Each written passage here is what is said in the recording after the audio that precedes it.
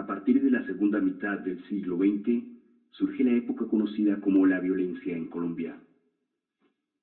Cansado de los atropellos por parte de la policía de la época, llamados los chulavitas, y las inconformidades del gobierno nacional, cientos de campesinos llaneros decidieron armar grupos en familias a lo que le llamaron la revolución. Fue desde 1948, con la muerte del caudillo liberal y candidato a la República Jorge Eliezer Gaitán, hasta mediados de los años 57, cuando fueron asesinados los comandantes guerrilleros que habían entregado sus armas años atrás, especialmente en 1953, cuando empezaba su mandato como presidente Gustavo Rojas Pinilla. Fue una guerra sangrienta entre partidos liberales y conservadores, dejando como consecuencia migraciones forzadas y miles de víctimas mortales. Así como algunos periodistas han querido oír versiones de personas que tuvieron que ver con la guerra, sobre todo en el departamento del Casanare, hoy también en Villavicencio encontramos unos personajes que nos contarán cómo se vivió aquella época sangrienta.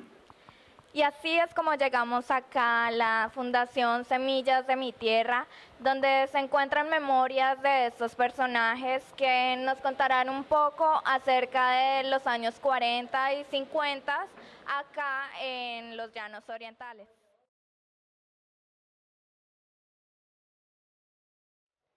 Y hablando con estos abuelitos, hemos encontrado unas anécdotas, unos datos muy importantes, acontecimientos que ellos aún conservan en sus memorias de lo que fue la guerra a mediados del siglo XX. A continuación vamos a hablar con los siguientes personajes. Buenas tardes, regálame su nombre, por favor. El nombre mío es Antonio González. Don Antonio, muchas gracias por recibirnos acá en la Fundación y por colaborarnos con unas preguntitas muy sencillas que le vamos a hacer. Don Antonio, cuénteme, ¿cómo vivió usted esa época de lo que fue los años 40, los años 50? ¿Dónde se encontraba usted? ¿En qué era su profesión? Cuéntenos algo de lo que vivió, alguna experiencia de esos viejos tiempos. Pues yo nací en 1946. En 1955 nos decía mi papá que había habido una violencia en 1948 cuando mataron a Jorge Eliezer Gaitán, que se formó una violencia entre conservadores y liberales, el cual cuando yo me acuerdo de que la gente llegaba vestida de policía a la casa, entonces nosotros del miedo nos teníamos que coger el monte otra vez, mejor dicho, salir de la casa e irnos para el monte porque por el miedo de que nos fueran a matar, porque decían que en ese tiempo la policía andaba por ahí en esas, digamos, matando a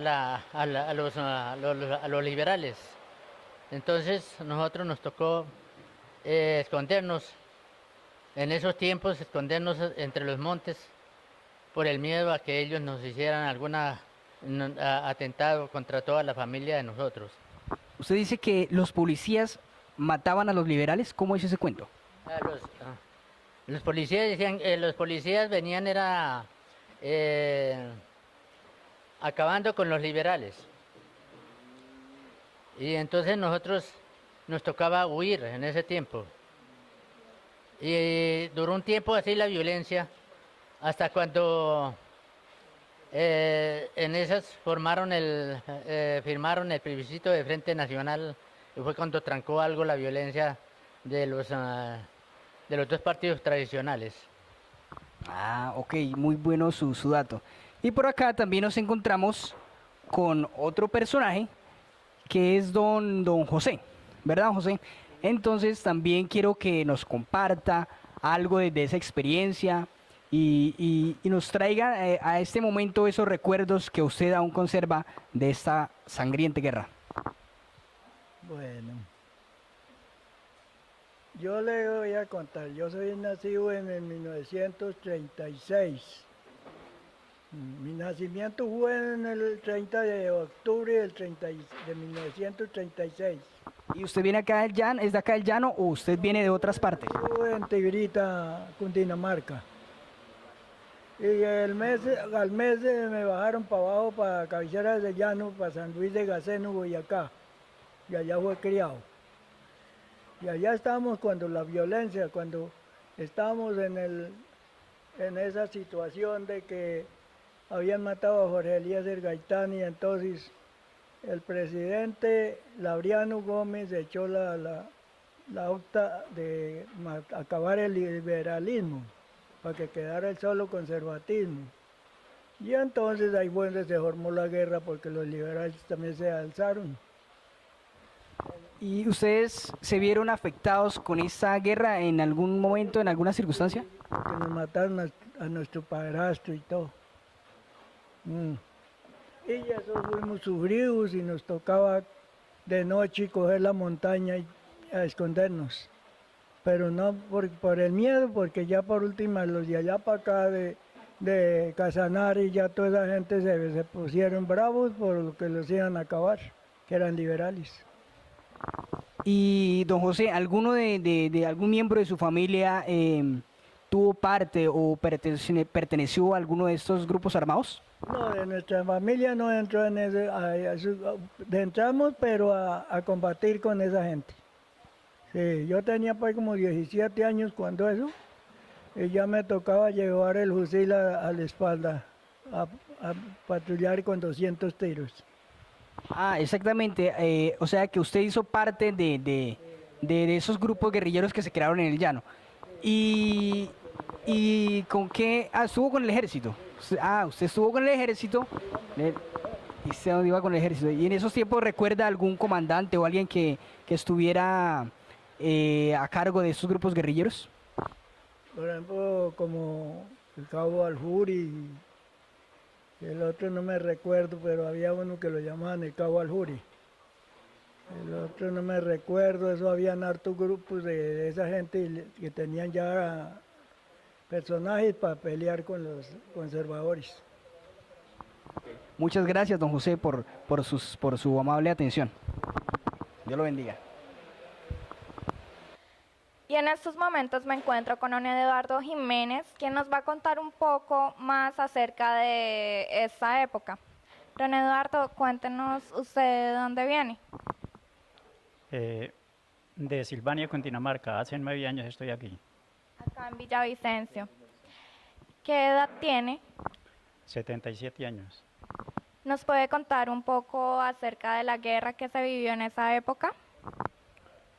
Pues sí, lo que me acuerdo, entre los años 50, más o menos, entre los años 50 a 60, me acuerdo que había mucha violencia. En esa época era donde el gobierno que había en ese entonces había levantado una policía que la llamaban la Chulavita. Esa Chulavita perseguía a los liberales para matarlos. Llegaban a los ranchos, a las casas y quemaban las casas, violaban a las mujeres y hacían de todo. Y entonces fue la causa que de pronto se fueron levantando los grupitos de los campesinos, los que eran los liberales, a defenderse de los conservadores, porque los conservadores llegaban y se unían con la Chulavita a hacer y deshacer con los pobres cachiporros que decían en eso.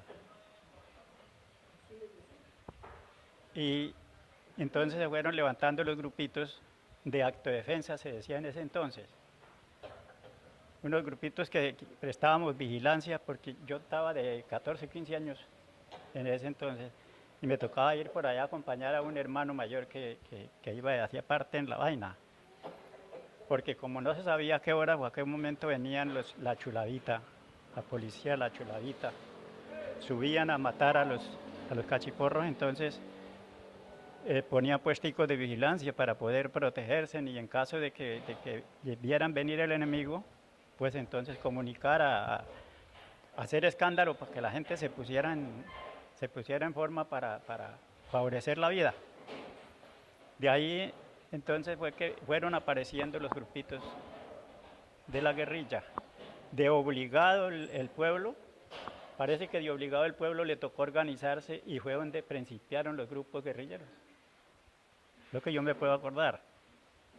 Porque de ahí entonces venían de, por ejemplo, estaba yo en Silvania, y venían de Biotá a capacitar a la gente a este lado, para que se defendieran, ¿no? Yo como un pipiolito que estaba allí, pero yo me acuerdo de eso, ¿no?